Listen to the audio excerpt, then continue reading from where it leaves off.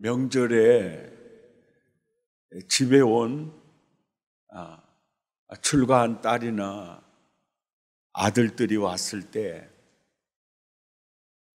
함께 식탁을 나누고 함께 헤어질 때 부모 입장에서 자식들을 향한 부모의 한결같은 마음은 우리 자녀들이 행복했으면 좋겠다. 아마 그 생각일 거예요. 명절 선물 안 사와도 괜찮아. 그냥 현찰이 더 좋아. 속으로는 그렇게 말할지 모르지만 그래도 바라는 거 한 가지. 그냥 너희가 행복했으면 나는 더 이상 바랄 게 없겠다. 그 마음이죠. 사실 그 부모의 마음이요, 나를 향한 하나님의 마음이에요. 나는 네가 행복했으면 좋겠다. 그래서 로마서 5장 1절에서 2절까지 구원의 행복을 누리고 계십니까? 라는 설교를 기억하시지요? 예.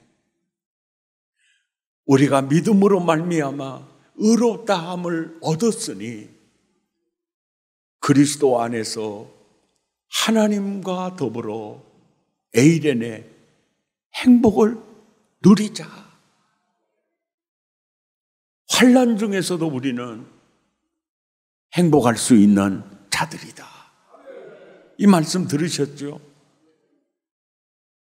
그래서 믿음으로 의롭다함을 얻은 신자들 중에 진짜 구원의 즐거움을 누리고 사는 자가 있어요.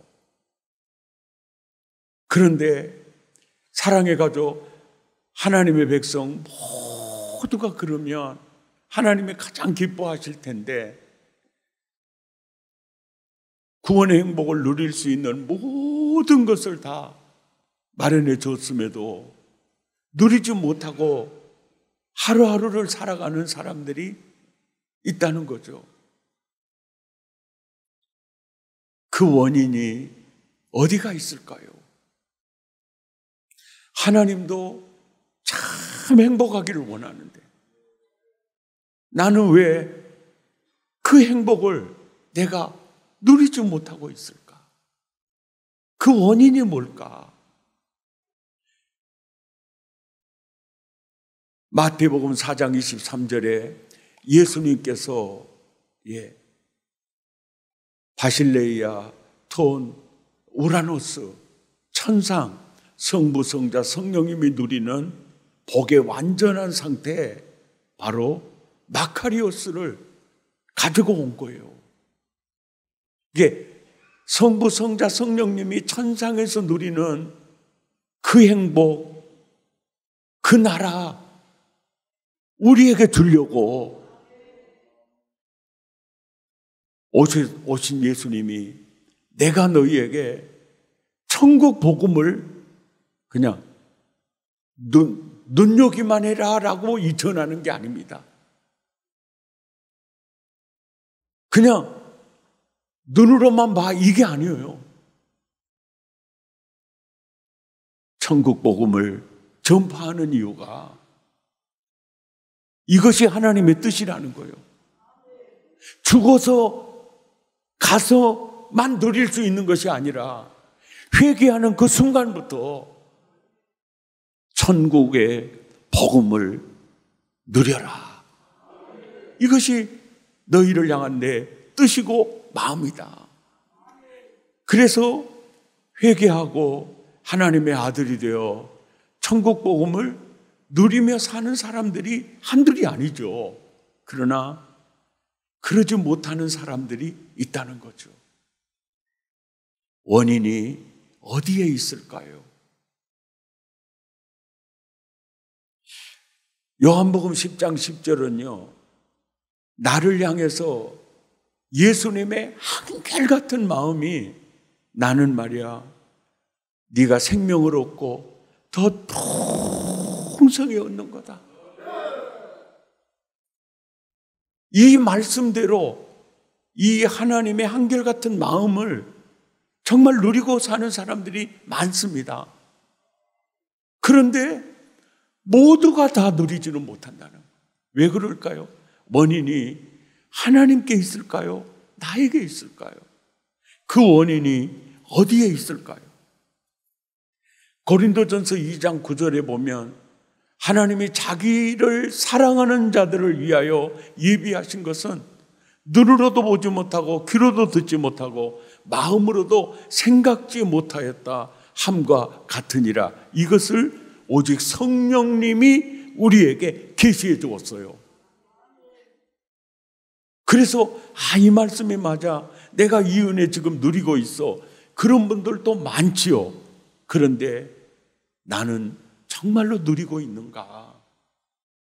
누리고 있지 못하다면은 그 원인이 어디에 있는가? 우리 예수 믿으면서 지금까지 찾아봤던 몇 성경 구절은요, 참 또 듣고 또 새기고 또 듣고 또 새기고 그 말씀이 나의 사상이 되고 믿음이 돼야 됩니다. 아멘. 예레미야 29장 11절 말씀에 보면 나를 향한 하나님의 마음을 이렇게 보여줘요. 너를 향한 나의 마음은 내가 하나니 평안이요 재앙이 아니니라 미래와 희망을 주려는 것이니라. 이 말씀을 뒤집어서 표현하면 이래요. 너를 향한 나의 마음은 언제나 미래야. 너를 향한 나의 마음은 언제나 희망이야. 또 다른 표현을 쓰면 네가 내 미래야. 네가 나의 희망이야. 그래, 정말 이 말씀이 맞아. 내 이 말씀을 누리고 있어. 그런 분들이 많이 있지요. 그러나 모두가 다 이걸 누리고 있지는 못하죠. 그 원인이 어디가 있다고 생각하십니까? 그 원인이 무엇이라고 생각하십니까? 왜 천국 복음을, 왜 한결같은 예수님과 하나님의 마음을 내가 왜 누리지 못하는가? 이 말은요, 왜 나는 변하지 않는가? 이 말하고 이꼬르예요. 같은 개념입니다. 내가 왜 구원의 즐거움을 누리지 못하는가? 그리고 나는 왜 변하지 않는가? 안식월 기간에 온라인을 통해서 강사님들의 설교를 들으면서 이상훈 교수님의 말씀 중에 친구가 상훈아, 나 교회 나가고 지금까지 내가 공예배에 참석하면서 설교 들은 것을 이렇게 계산해 보니까 5,000편의 설교를 들었어. 상훈아, 그런데 나는 5,000편의 설교를 듣고 내가 얼마나 변했나 돌아볼 때 이건 아닌 것 같아. 상훈아, 왜 그럴까? 그 간증을 할 때 저는 설교자로서 굉장히 마음의 가책을 받았어요. 그리고 안식월 기간이 연구월 기간이고 잠시 멈추고 앞으로 내가 설교 사역을 어떻게 해야 되겠는가, 이거를 아주 생각하던 차에 그 목사님이 그 간증은 내 마음의 비수처럼 바뀌었습니다. 우리 교인들은 어떨까? 그 생각이 들면서 참 맞는 말이다. 우리가 우리 자신을 정말 돌아봐야 될 말이다. 그러면서 그때부터 제가 원인이 뭘까? 5,000편의 설교를 듣고도 변하지 않는 원인이 뭘까? 그것을 묵상하고 원인을 찾으면서 사실은 그때부터 오늘 설교 준비를 하고 있었는지도 모릅니다. 원인이 뭘까? 어디에 그 원인이 있을까? 묵상하던 중에 왜 천국 행복을 나는 누리지 못할까에 대한 질문에 대한 답과 왜 나는 변화되지 않는가에 대한 그 질문에 대한 답이 정확히 시편 1편에 있다는 것을 발견했어요. 시편 1편은 신구약 66권의 완전 축소판이라고 봐도 됩니다. 예. 시편 1편. 그래서 여러분도 아마 암송하시는 분도 많고 또 설교도 많이 들으셨을 거예요. 저도 많이 듣고 많이 설교했던 이 본문인데, 왜 천국 복음을 내가 누리지 못할까? 왜 나는 변하지 않을까? 딱 답이 여기 있더라고요. 이 질문에 대한 정확하고 아주 선명한 답이 있었어요. 시편 1편 1절에서 4절까지 보면은요, 이 시가 성령님께서 영감을 통해서 시인을 통해서 기록된 말씀인데, 진짜 성경은 저자가 성령님이라는 것을 부인할 수가 없었어요. 왜 그런 거 아니? 1절에서 4절까지 딱 내용을 이렇게 전체로 딱 보면은요, 정확하게 두 그림을 보여줍니다. 그래서 강력하게 아주 임팩트 있게 두 그림. 한 그림은 시냇가에 심은 나무. 막 시절을 쫓아 과실을 맺으며 그 잎사귀가 마르지 않은 그 그림을 쫙 보여줘요. 그리고 반대로 바람에 나는 결을 딱 보여주고 있어요. 그러니까 이 말씀이 무슨 말씀하고 비슷하느냐면요, 지난주에 설교했잖아요. 생명과 사망과 복과 저주와 장수를 내 앞에 두었다. 그러니까 살기 위하여 생명을 택해라 그러잖아요. 그러니까 생명을 선택하든 사망을 선택하든 복을 선택하든 저주를 선택하든 단명을 선택하든 장수를 선택하든 네 앞에 밥상처럼 차려놨으니까 선택하라는 거예요. 선택에 대한 문제라는 거예요.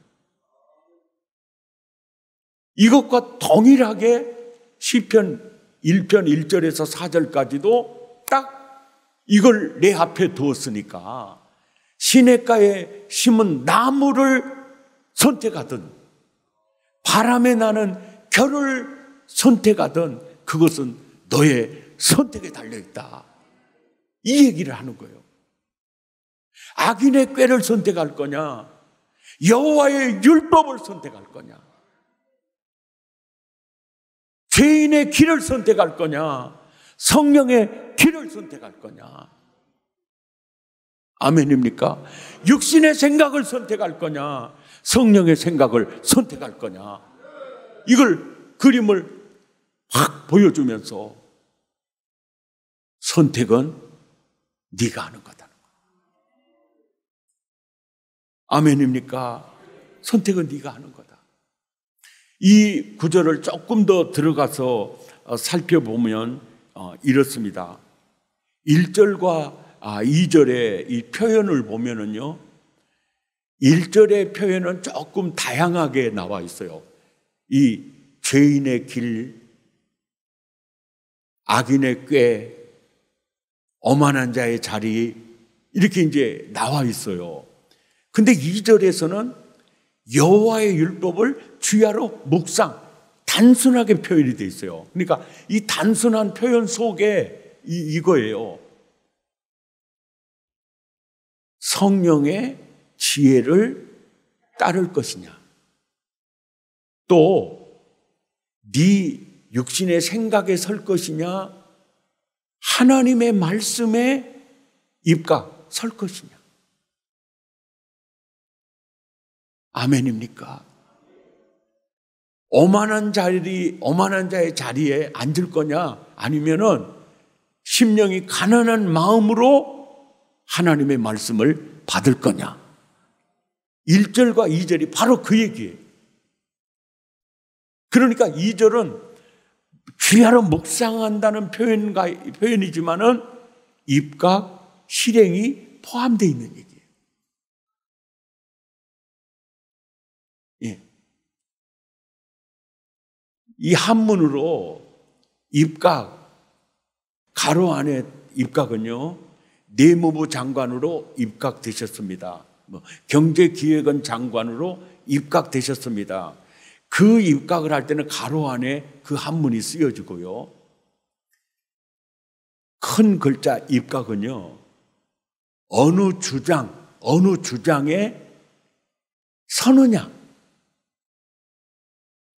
이 단어가 바로 저 입각이에요. 입각. 그러니까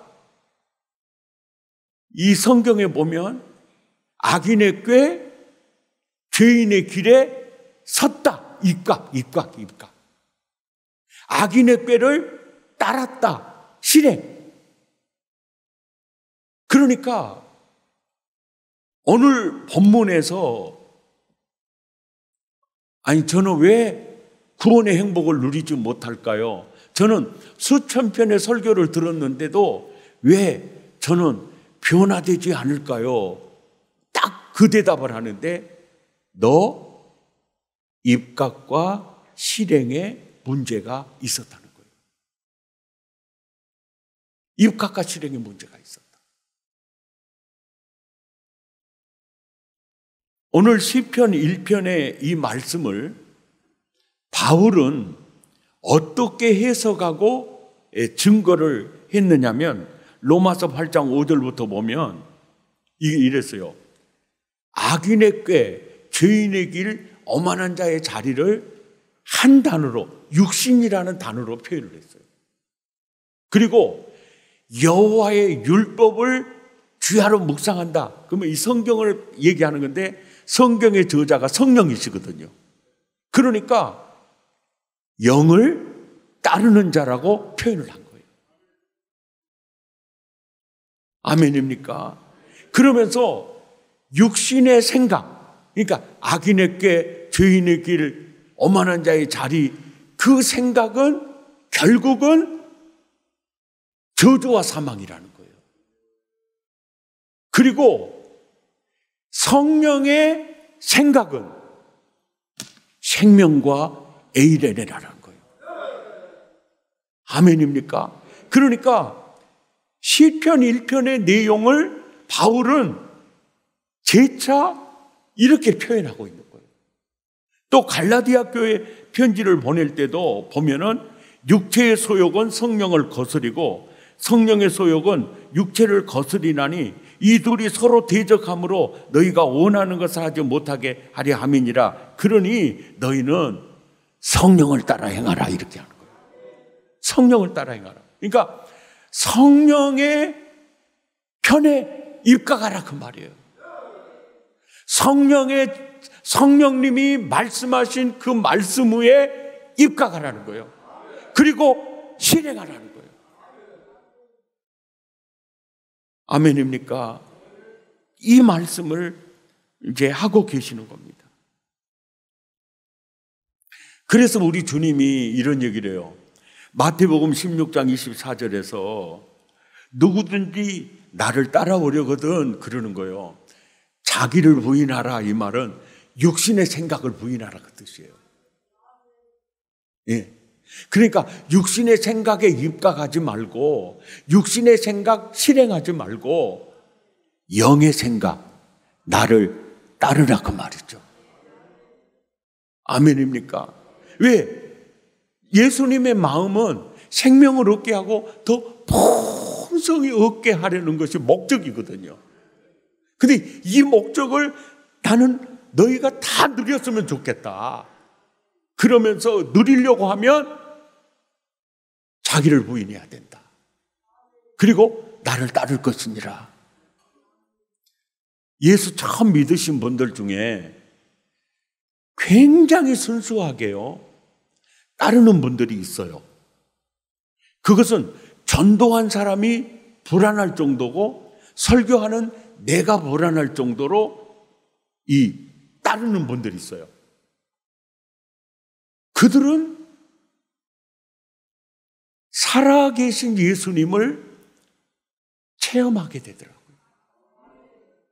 그리고 예수 믿는 게 너무 즐겁고 재밌어져요. 아멘입니까? 이게 너무너무 이게 보여요. 착하고 좋은 마음으로 말씀을 받고 막 열매가 보이는 거예요. 뭐가 있죠? 입과 실행이 있더라는 거예요. 저분은 정말 예수 믿고 너무 많이 변해서 그게 뭐요? 말씀의 입과 그 말씀 실행. 아멘이죠. 그게 있더라고요. 우리 본목사님들 수요일 날 설교하면 이제 본목사님들끼리 나누면서 서로 이제 피드백을 합니다. 왜냐하니까 우리는 정말 좋은 설교가가 돼야 되니까 이제 그렇게 해요. 그런데 저는 당회장으로서 그런 얘기를 해요.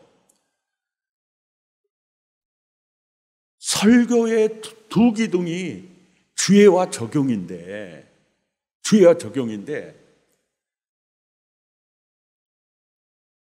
학교에서는 주예를 70% 하고 적용을 30% 하라고 대부분의 교수님들이 얘기하는데, 내 생각은 다른 것이 주예를 30을 하고 적용을 70을 해야 된다. 그리고 성경 본문을 읽었을 때 주의할 필요가 없으면 적용 100% 해도 좋다. 지금 한국교회 교인들은 성경의 지식을 몰라서 문제가 아니고 입과 실행의 문제가 있기 때문이다. 적용의 문제가 있기 때문이다. 그래서 설교는 적용이 강해야 된다. 이렇게 얘기해요. 잘한 겁니까? 못한 겁니까?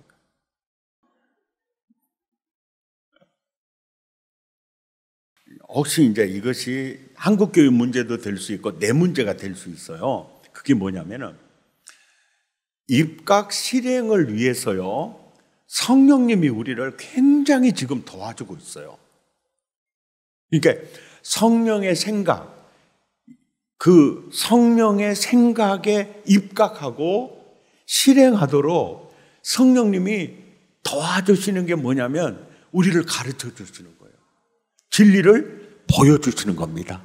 진리를 들려주세요. 그래서 내가 머리로 깨달아요. 이게 하나님 말씀이구나. 이 깨달아요. 그래서 이것을 성령의 지성적 임재라고 합니다. 성령의 지성적 임재가 없이는 한 구절도 깨달을 수가 없어요. 성경 말씀 한마디도 그건 깨달을 수 없습니다. 성령의 지성적 임재가 임할 때 지혜가 열려요. 그렇구나. 그리고 말씀을 들을 때 기뻐요. 성령의 지성적 임재가 임하면 말씀이 깨달아지면서 너무 기뻐져요. 아멘이죠.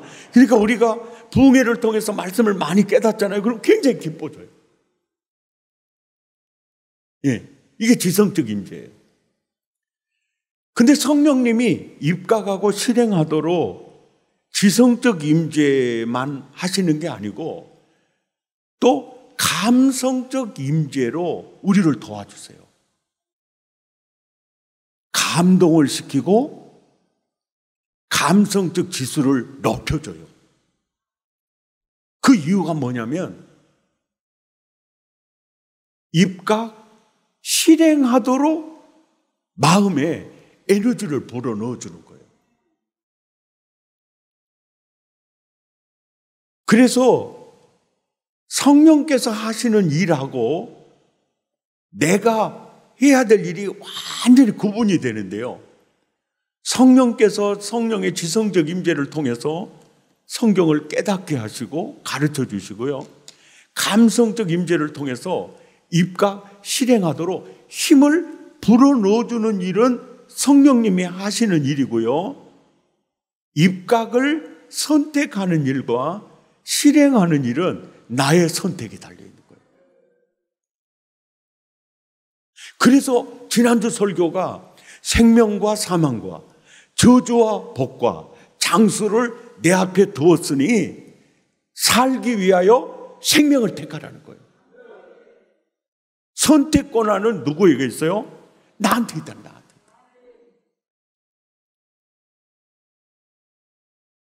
전도 받아가지고 이 교회를 처음 나왔어요. 그러면 성령의 지성적 임재가 임해요. 그러면 내가 이제까지 살아왔던 시하고 목사님이 말씀하시는 시기 하나님 말씀이라고 하는데 달라요. 그때 이제 결정을 하는 거예요. 내가 이제까지 살아왔던 문화, 그 어떤 습관에 내가 입각할 것인가, 아니면 이제부터 예수님을 나의 주인으로 영접했으니까 주인의 음성에 내가 입각할 것인가, 이 선택은 내가 해야 돼요. 이 선택. 그리고 그 입각과 실행에 따라서 변화와 누림이 달라져 버리는 거예요. 인생의 결론은 시냇가에 심은 나무냐 바람에 나는 겨냐, 이걸로 나눠져 버리는 거예요. 그런데 대부분의 한국 그리스도인들은요, 성령의 지성적 임재를 굉장히 엔조이해. 그리고 그냥 기도하고 찬양하면 성령의 감성적 임재가 임하니까 슬픔 대신에 기쁨이, 근심 대신에 찬송의 옷이 입어지니까 너무 좋아, 할렐루야. 그래서 너무 좋아. 그걸 엔조이해. 이게 지성적 임재도 엔조이하고 감성적 임재도 엔조이해. 거기까지. 입각, 실행, 노. 그러면 설교 만 편 들어도 변하지 않습니다. 옆 사람 눈을 따뜻하게 쳐다보면서 집이는 어쩌요? 솔직히 말해 보세요.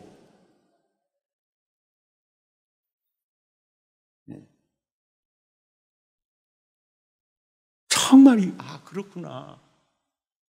그래, 이 안식월 기간 내내 이제 내가 설교 사역자로서 원인이 어디가 있었는가? 예? 내가 앞으로 설교 사역을 어디에 집중을 해야 되겠는가? 그리고 다짐하는 게 뭐냐면은 입각 실행이에요. 입각. 그러니까 악인의 꾀에 입각할 거냐? 아니면 여호와의 율법에 설 거냐? 육신을 따를 거냐? 성령을 따를 거냐? 거기에서 인생은 시냇가에 심은 나무냐? 바람에 나는 겨냐? 더 결론이 난다는 거예요. 우리 어떻게 살아야 할까요? 신앙생활 인자 시작하시는 분도요, 말씀 들을 때 내가 전하는 말씀과 여러분이 생각했던 식과 충돌이 있을 때마다 입각을 하나님의 말씀에 서세요. 그리고 그 말씀 따르세요. 아멘입니까? 그 말씀 따르세요. 그러면 나와 함께 하신 주님을 경험할 수 있을 겁니다. 목사님, 저요 말씀 들릴 때마다 그 말씀에 섰어요. 그 말씀에 내가 입각했어요. 그리고 제가 실행했어요. 그런데요, 별 수가 없는 것 같아요. 이런 반문하고 싶은 생각들이 있을 수 있을 겁니다. 그분들에게 누가복음 8장 15절 말씀으로 제가 말씀드립니다. 착하고 좋은 마음으로 하나님의 말씀을 받아 지키었다, 이 말은 입각 실행이 끝났다는 거예요. 그게 끝난 후에 결실하느니라까지 중간에 뭐가 인내라는 단어가 있죠. 인내라는 단어가 있어요. 그러니까 어제 씨 뿌리고 내일 추수하러 갈 수 없다는 거예요. 기다림이라는 게 있다는 거예요. 인내로 결실하라는 거예요. 눈에 보이는 것도 없고 손에 잡히는 것도 없어도 바라는 것들의 실상을 믿고 기다리라는 거예요. 이것이 열매 맺는 모습이라는 거예요. 승리하시기를 예수 이름으로 축원합니다. 왜 나는 천국 복음을 누리지 못하고 살까? 왜 나는 수천 편의 설교를 들었는데도 나는 변화되지 않을까? 원인은 하나님께 있지 않습니다. 나에게 있어요. 성령도 지성적 임재와 감성적 임재로 엄청 도와주십니다. 문제는 선택은 내가 하는 겁니다. 어디에 입각할 거냐? 육신을 따를 거냐? 성령을 따를 거냐? 모두가 승리하시기를 예수 이름으로 축원합니다. 정말 그분이 내 안에 계시고 그분이 나를 복되게 하시는 것을 만민에게 보여줄 수 있는 간증자가 되시기를 축복합니다. 함께 찬양합니다. 이것을 너희에게 이름은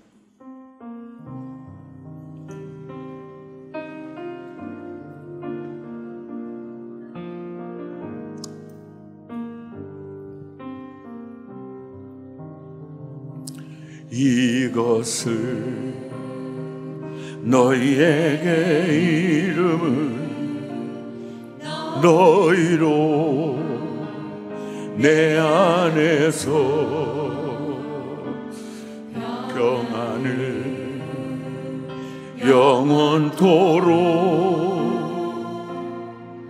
누리게 하려 함이라.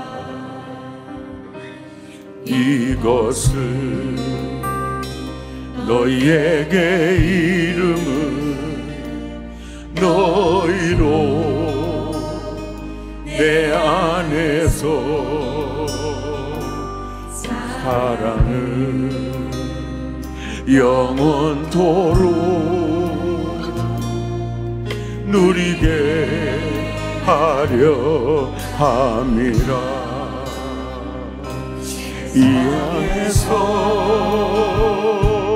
너희가 환난을 당하나 담대하라. 세상을 이기었노라 하시리라. 이것을 너희에게 이름은 너희로 내 안에서 주를 할렐루야 영원토록 아멘 누리게 하려 함이라.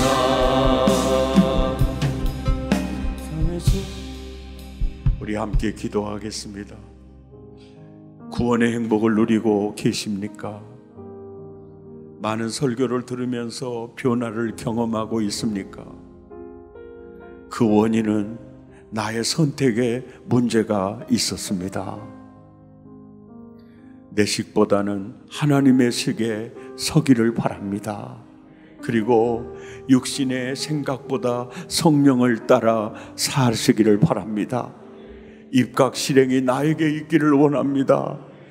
깨달았습니다. 회개합니다. 바로 살겠습니다. 마음을 더하고 입술을 열어 우리 함께 기도합니다. 주여, 제가 잘못했습니다. 회개합니다. 자백합니다. 성령의 지성적 임재와 성령의 안타까운 마음으로 감성적 임재를 허락하실 때 하나님, 제가 선택하지 못했습니다. 저는 언제나 육신의 생각을 선택했고 악인의 꾀를 선택했고 죄인의 길에 입각하고 서 있었습니다. 주님 하나님, 입각하고 서 있었습니다. 주여 아버지, 저를 변화시켜 주옵소서. 저를 깨우쳐 주옵소서. 하나님, 일각시래 하나님, 아버지, 그 말씀으로 주님, 아멘. 이것을 너희에게 이름은 너희로 내 안에서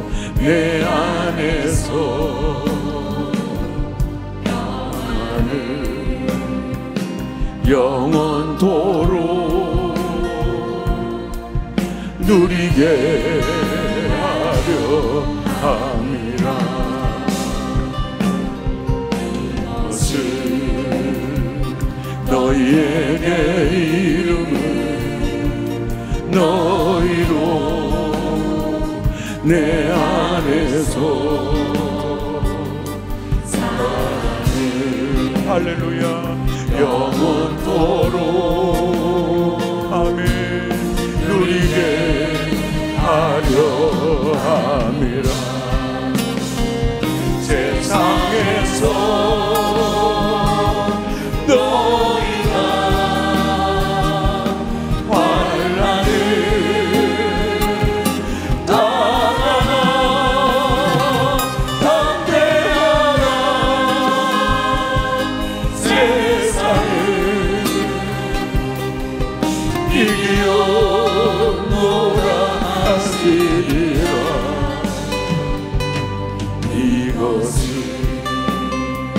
너희에게 이름은 너희로 내